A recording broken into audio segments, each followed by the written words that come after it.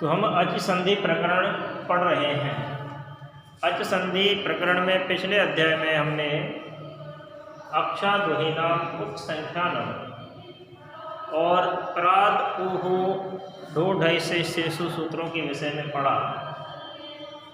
आज हम बात करेंगे अगले वार्तिक सूत्र के विषय में। तो वार्तिक सूत्र है ऋते च तृतीया समासे। ऋते च तृतीया समासे सूत्र क्या कहता है? तो ऋते च तृतीया समासे अर्थात जब हम इसको विखंडन करेंगे ऋते च और ऋत में तृतीया समासे तृतीया समास में, ठीक है। तो ऐसे थोड़ा कम समझ में आता है। कहने का तात्पर्य है कि तृतीया समास में आ से परे ऋत का री होने पर, ऋत से तात्पर्य है ऋत का री तृतीया समास में अर्थात तृतीया समास। तृतीया समास का तात्पर्य है जहाँ पर तत्पुरुष समास की तृतीया विभक्ति का प्रयोग हुआ हो प्रथम पद में समास विग्रह करते समय। तो तृतीया समास में आ से परे ऋत का री होने पर पूर्व प्लस पर दोनों के स्थान पर वृद्धि एकादेश हो जाता है। अर्थात कहने का तात्पर्य है कि तृतीया तत्पुरुष समास की विवक्षा में पूर्व में यदि आ विद्यमान है, पूर्व में क्या विद्यमान है? आ, और उसके बाद ऋत का रि विद्यमान है, उसके बाद ऋत शब्द का रि विद्यमान है, तब पूर्व और पर अर्थात आ प्लस रि के स्थान पर वृद्धि एकादेश आर हो जाता है। वृद्धि एकादेश क्या होता है? आ और रि के स्थान पर आर, यानी पूर्व में आ है उसके बाद ऋत का री है। तो इस स्थिति में आ और री दोनों के स्थान पर आर वृद्धि एकादेश हो जाता है ऋते च तृतीया समासे सूत्र से। जैसे शब्द है सुखार्थ। सुखार्थ का जो तात्पर्य है, सुखार्थ का समास विग्रह क्या होता है? सुखेन ऋतः। सुखार्थ का समास विग्रह क्या होता है? सुखेन ऋतः। तो सुखेन पद में कौन सी विभक्ति प्रयुक्त हुई है? सुखेन पद में तृतीया विभक्ति प्रयुक्त हुई है, इसलिए इसे क्या कहेंगे हम? तृतीया समास कहेंगे। क्या कहेंगे? तृतीया समास कहेंगे। सुखेन ऋतः, इससे तात्पर्य क्या होता है?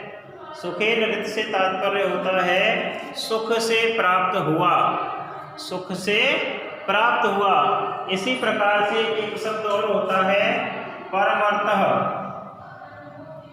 परमर्थः, परम प्लस ऋतः, परम प्लस ऋत है परमार्थः, या परमर्थः परम प्लस ऋत है। तो कहने का तात्पर्य है सुखार्थ, सुखेन ऋत। तो यहाँ पर कौन सी विभक्ति है? तृतीया विभक्ति है, इसलिए इसको क्या कहेंगे हम? तृतीया समास। संधि विच्छेद क्या होता है इसका सिद्ध रूप? सुख प्लस ऋत। सुख प्लस ऋत, सुख प्लस ऋत से तात्पर्य है असिद्ध रूप, यानी इसका संधि विच्छेद है। ठीक है। अब हम देखते हैं कि सुख में क्या है? अकार विद्यमान है, ऋत का री विद्यमान है। तो हमें लिखना है कि यहाँ पूर्व में सुख में या सुख शब्द में अविद्यमान है, तत्पश्चात ऋत का रि विद्यमान है। तो अभी सूत्र भी क्या कहता है कि जब तृतीया समास में आ से परे ऋत का रि हो तो दोनों के स्थान पर आर वृद्धि एकादेश हो जाता है। क्या हो जाता है? आर वृद्धि एकादेश। तो इस प्रकार लिखने के बाद इस आ और री के स्थान पर क्या हो जाएगा? आर हो जाएगा। तो हमें लिखना है सुख आर त। सूत्र कौन सा प्रयुक्त होगा? स्थाने अंतरतम है और उरण रपर सूत्र सहायता करेंगे। कौन कौन से सूत्र सहायता करेंगे? स्थाने अंतरतम और उरण रपर। तो हमें लिखना है स्थाने अंतरतम और उरण रपर दोनों सूत्रों की सहायता से ऋते च तृतीया समासे। कौन सा सूत्र?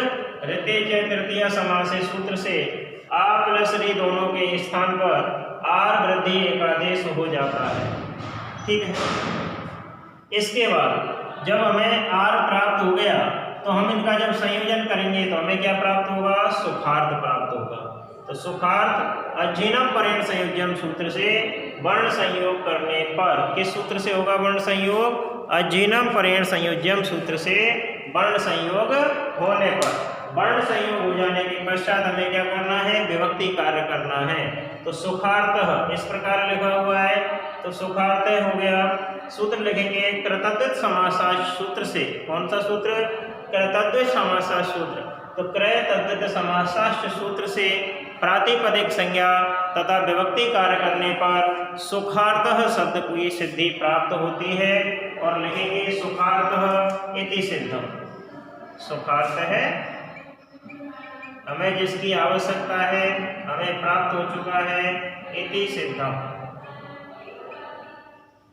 ठीक है, तो इस प्रकार से सुखार्थ। इसी प्रकार से परमार्थः, परम प्लस ऋतः, परम प्लस ऋतः शब्द की भी हमें क्या करनी है, सिद्धि करनी है।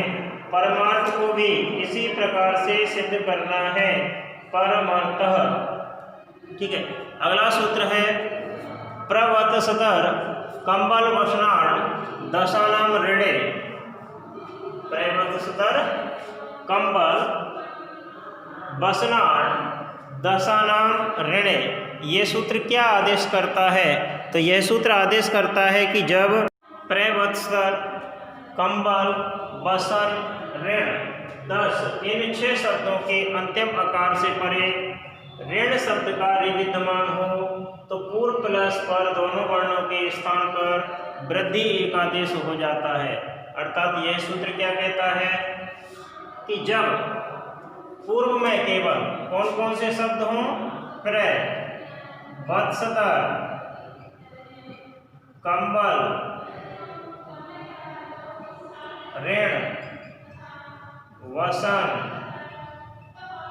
और दस, ये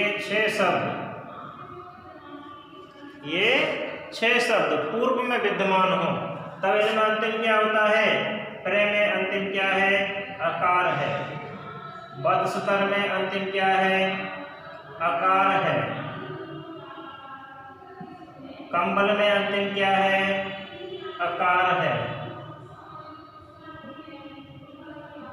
ऋण में अंतिम क्या है, अकार है। वसन में अंतिम क्या है, अकार है। और दस में भी अंतिम क्या है, अकार। तो कहने का तात्पर्य क्या है इस सूत्र का, जब हम इसे लिखेंगे कि जब प्र, वत्सतर, कंबल, वसन, ऋण और दस, इन 6 शब्दों के अंतिम आकार, इन 6 शब्दों में अंतिम क्या है, अकार है। ठीक है, तो इन 6 शब्दों के अंतिम आकार से परे ऋणकारी विद्यमान हो, किसकारी विद्यमान हो, ऋणकारी, यानी कि ऋण शब्द हो। क्या हो, ऋण शब्द। इन 6 शब्दों के बाद कौन सा शब्द होना चाहिए, ऋण, इस प्रकार से।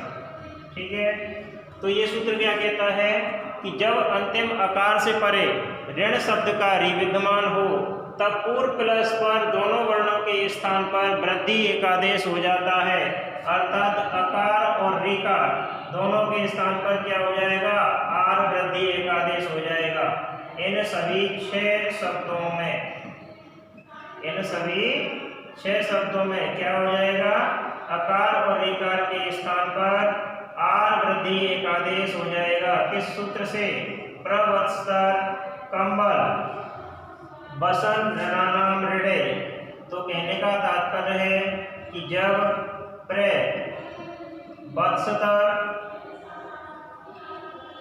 कंबल, वसन, ऋण और दस शब्दों के अंतिम क्या है, इनमें अंतिम अकार, इस अंतिम अकार से परे ऋण शब्द का विद्यमान हो, किसका विद्यमान हो, ऋण शब्द का विद्यमान हो, तब पूर्व प्लस पर अर्थात आ और ऋ के स्थान पर एक वृद्धि एक आदेश हो जाता है। तो हमें लिखना है, इसमें 2 शर्तें हैं। कि पूर्व में केवल प्र, वत्सतर, कंबल, वसन, ऋण और 10 शब्दों का अंतिम अकार विद्यमान होना चाहिए। पूर्व में केवल प्र, वत्सतर, कंबल, ऋण, वसन और 10 इन 6 शब्दों का आकार पूर्व में विद्यमान हो और उसके बाद ऋण शब्द का रि विद्यमान हो, ऋण शब्द का रि विद्यमान हो, तब पूर्व और पर दोनों वर्णों के स्थान पर आर वृद्धि एकादेश हो जाता है। ठीक है, अब ये 6 शब्द हैं। इस सूत्र की सहायता से हमें इनको क्या करना है, सिद्ध करना है। जैसे पहला शब्द है प्राणम, तो प्र प्लस ऋणम, प्राणम प्र प्लस ऋणम, अधिक मात्रा में ऋण इसका हिंदी अर्थ होता है। वत्सतर ऋणम, वत्सतरार्णम, वत्सतरार्णम यानी कि बछड़े के लिए, वत्स माने क्या होता है, बछड़ा, वत्सतर बछड़ा, और ऋणम ऋण अर्थात बछड़े के लिए ऋण। कंबलार्णम, कंबल प्लस ऋणम, कंबल के लिए ऋण। वसनार्णम, वसन प्लस ऋणम, वस्त्रों के लिए ऋण। और ऋणार्णम, ऋण प्लस ऋणम, ऋण के लिए ऋण। दशार्ण, 10 प्लस ऋण है, 10 प्रकार के जल वाला देश दशार्ण कहलाता है।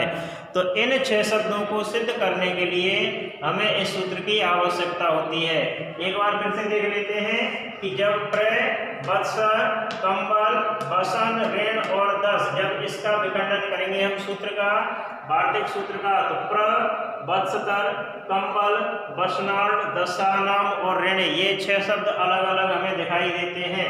तो प्र, वत्सतर, कंबल, वसन, ऋण और 10 के अंतिम आकार से परे ऋण शब्द का रि विद्यमान होने पर वृद्धि एकादेश हो जाता है, अर्थात अ और रि दोनों वर्णों के स्थान पर आर हो जाता है। क्या हो जाता है, आर हो जाता है। आर क्या है, वृद्धि एकादेश है।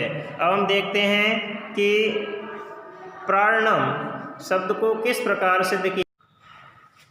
तो प्राणम शब्द को जब हम सिद्ध करेंगे तो लिखेंगे प्र प्लस ऋण। यह क्या है, असिद्ध रूप है। क्या है इसका, ये असिद्ध रूप है। अब हमें लिखना है कि प्र में अंतिम क्या है, अकार, और उसके बाद ऋणम शब्द का क्या है, रि विद्यमान है। तो हमें लिखना है यहाँ पूर्व में, यहाँ पूर्व में प्र के अंतिम आकार से परे ऋण शब्द का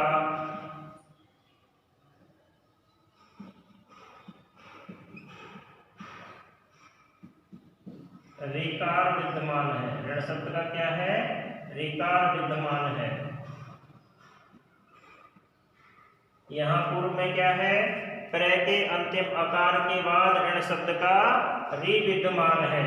तब हमें लिखना है प्र, अ प्लस रि के स्थान पर आर वृद्धि एकादेश किस सूत्र से होगा, प्रवत्सतर, कंबल, वसनार्ण, दशानाम, ऋणे सूत्र से। लेकिन सहायता कौन से सूत्र करेंगे, स्थाने अंतरतमः और उरण रपर सूत्र। तो हम लिखेंगे स्थाने अंतरतम है, स्थाने अंतरतमः और उरण रपर,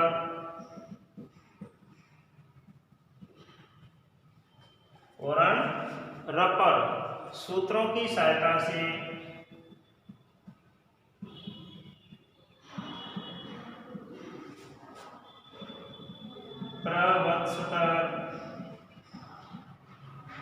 प्रवत्सतर, कंबल, वसनार्ण, कंबल, वसनार्ण,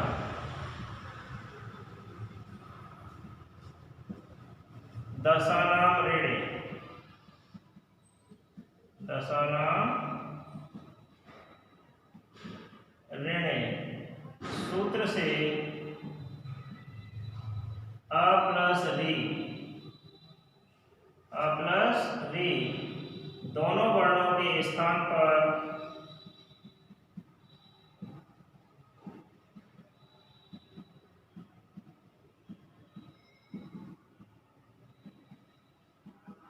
आर वृद्धि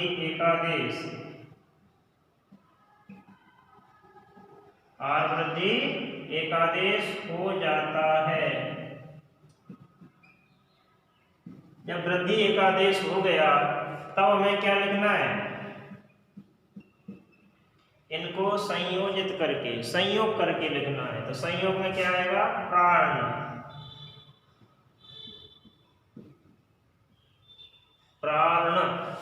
ठीक है, सूत्र लिखा जाएगा अजीनम पर्यण संयोजन सूत्र से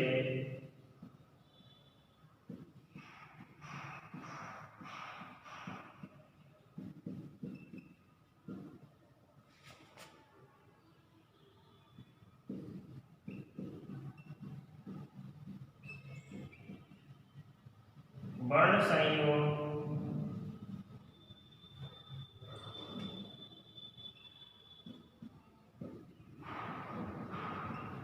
करने पर, वर्ण संयोग जब हो जाता है तब हमें क्या करना है, विभक्ति कार्य करना है। तो विभक्ति कार्य करने के लिए लिखेंगे हम प्राणम और सूत्र लिखेंगे यहाँ कृतद्वैत समासाश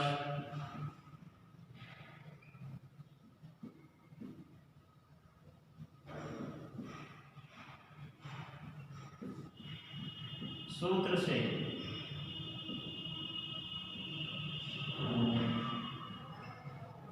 प्रातिपदिक संज्ञा तथा विभक्ति कार्य करने पर, जब विभक्ति कार्य हो जाता है तो देखो प्राणम हमें सिद्ध करना है, प्राणम हमें प्राप्त हो चुका है, प्राणम इति सिद्धम।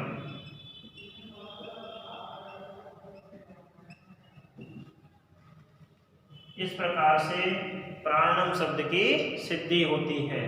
तो इसी प्रकार से प्राणम, वत्सतारणम, कमलार्णम, वसनार्णम, दशार्णम और ऋणार्णम सभी 6 शब्दों की सिद्धियां की जाएंगी। आगे के सूत्रों के विषय में अगले अध्याय में जानकारी प्राप्त करेंगे। धन्यवाद।